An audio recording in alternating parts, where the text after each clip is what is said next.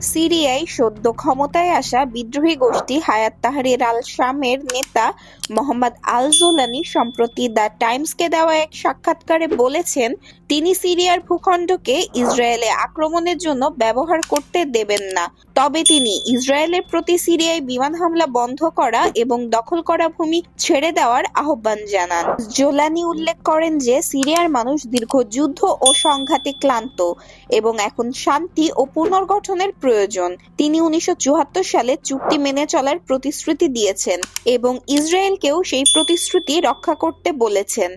একই সঙ্গে তিনি আন্তর্জাতিক সম্প্রদায়কে সিরিয়ার ওপর আরোপিত নিষেধাজ্ঞা তুলে নেওয়ার আহ্বান জানিয়েছেন, যা অপরাধীদের পরিবর্তে সাধারণ মানুষের ক্ষতি করছে। অন্যদিকে ইসরায়েল সিরিয়ার নতুন নেতৃত্বকে ইরানের সঙ্গে জোট বাঁধার বিষয়ে সতর্ক করেছে এবং কঠোর প্রতিক্রিয়ার হুমকি দিয়েছে।